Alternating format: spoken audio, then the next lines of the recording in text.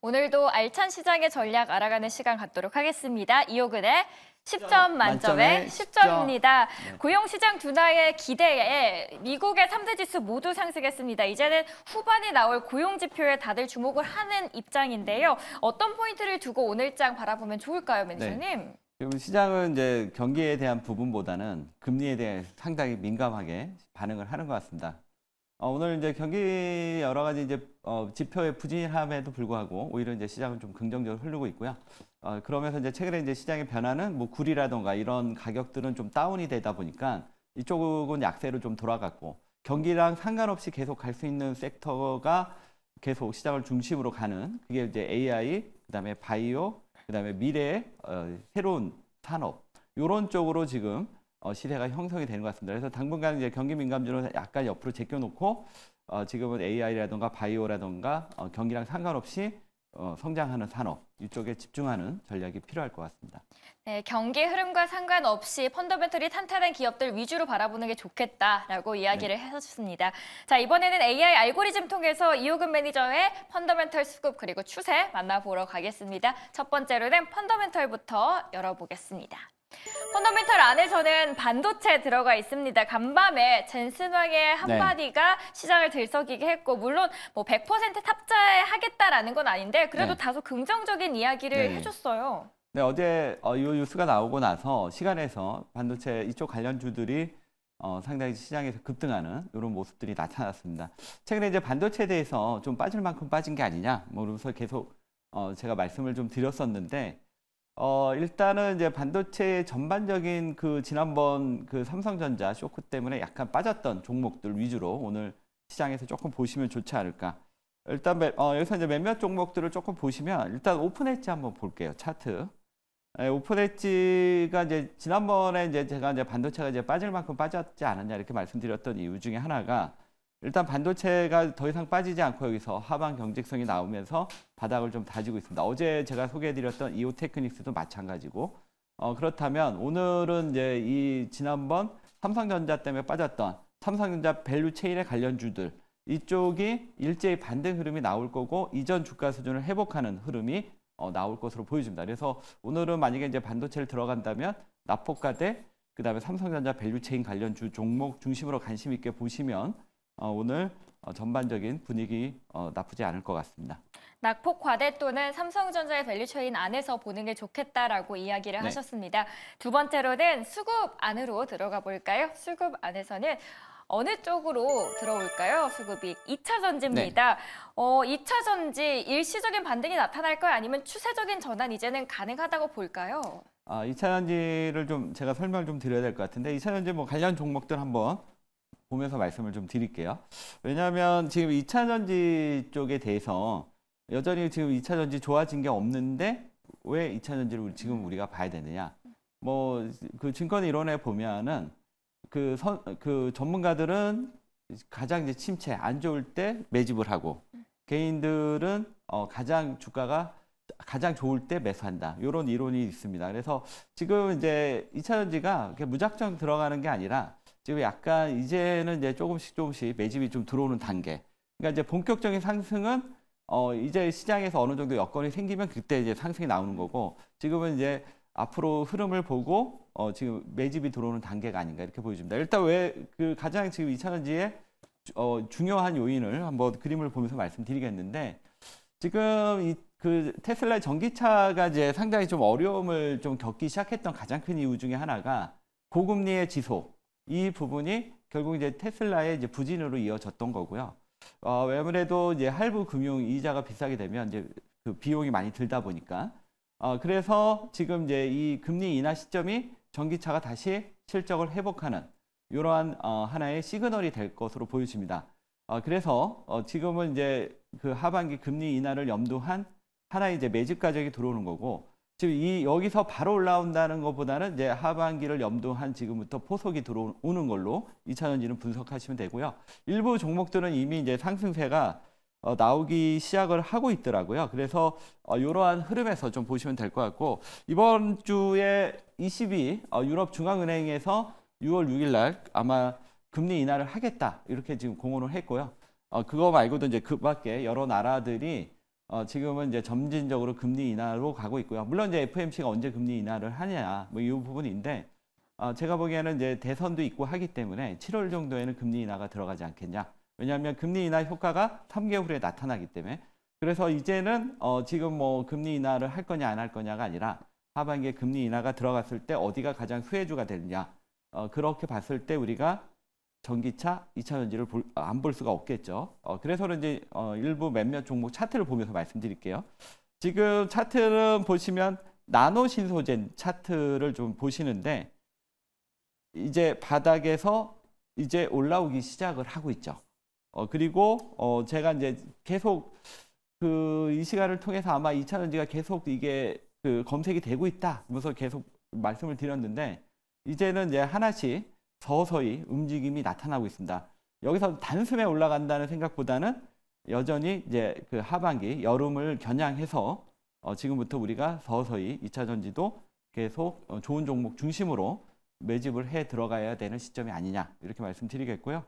오늘 이러한 측면에서 오늘 2차 전지 계속적으로 제가 살펴드리도록 하겠습니다. 수급 안에서는 2차 전지 말씀을 해주셨습니다. 2차 전지 최근에 맥을 못 갖추고 있는데 네. 왜 2차 전지 쪽을 봐야 되냐 하시는 분들께서는 최근에 또 ECB에서 금리 인하 기대감이 커지고 있는 상황 속에서 한 번쯤 눈여겨봐도 네. 좋겠다라고 이야기해 주셨고요. 마지막으로 추세 보도록 하겠습니다. 추세 안에서는 어느 섹터일까요?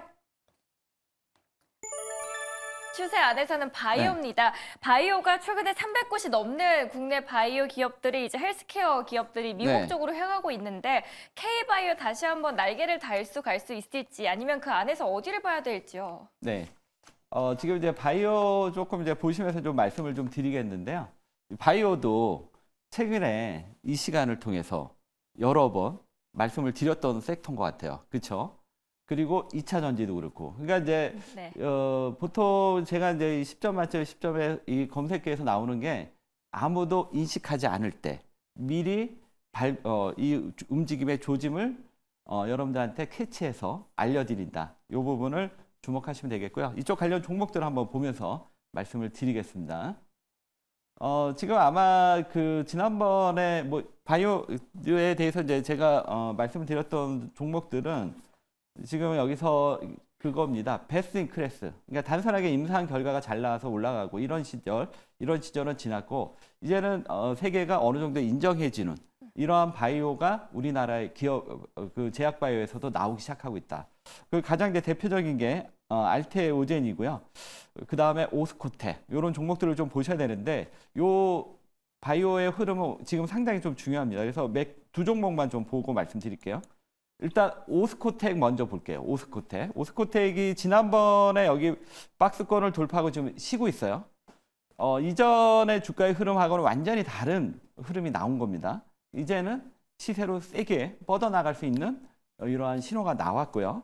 그 다음에 어제 알테오젠도 한번 볼게요. 알테오젠도 그동안은 이제 오르락내리락 반복을 했다가 어제 이제 이 자리가 돌파가 되면서 이제 본격적인 또 한 단계 주가가 레벨업이 되는 이러한 국면을 들어가겠습니다. 이렇게 되면 바이오는 이제는 시세가 붙을 가능성이 있기 때문에 만약에 단기 매매를 좀 길게 보고 바닥에서 들어간다면 2차 전지가 되겠지만 단기 흐름에 접근을 하신다면 바이오를 이번에는 좀 집중하고 바이오도 베스트 인 클래스 어느 정도 검증이 된 종목 이런 종목 중심으로 해서 접근을 하시면 좋을 것 같다. 이렇게 말씀드리겠습니다. 어제 바이오 좋은 흐름 보였는데 오늘까지도 잘 갈 수 네. 있을까요? 시청자분들의 질문이 있었는데요. 네. 어떻게 보시나요? 일단은 이제 지금 바이오가 어제 상승 신호가 나왔어요. 그러니까 이전에는 이게 조금 오르고 떨어졌는데 어제는 이제 기술적으로 좀 중요한 신호가 나왔기 때문에 올라가는 걸 쫓아가는 거는 제가 못하지만 만약에 조정이 들어온다면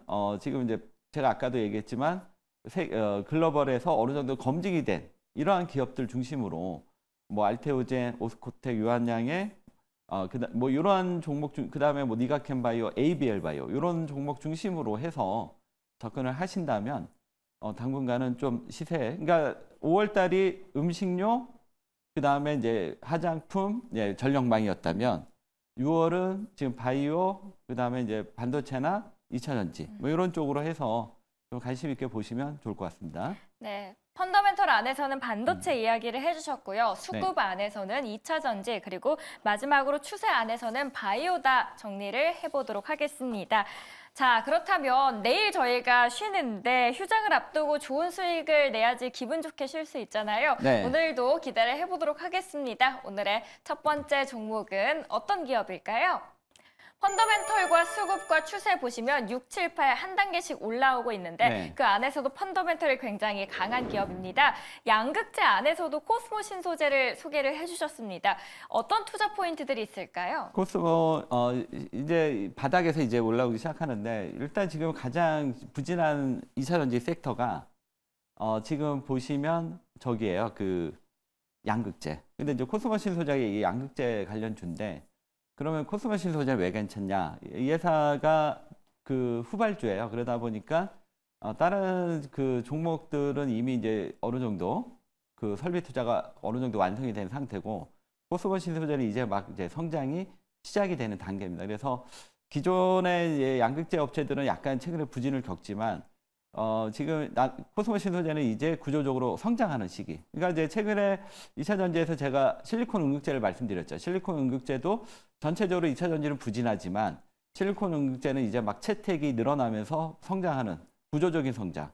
이제 이런 종목이다. 그래서 지금은 이제 전반적으로 2차 전지가 부진하기 때문에 이러한 하나의 장점을 갖고 있는 종목 중심으로 보면 되겠는데요. 코스모 신소재는 기존에는 이제 삼성 SDI가 이제 주 고객이었는데 최근에는 LG 에너지 솔루션, 그다음에 SK온 지금 현재 테스트 들어가고 있고요.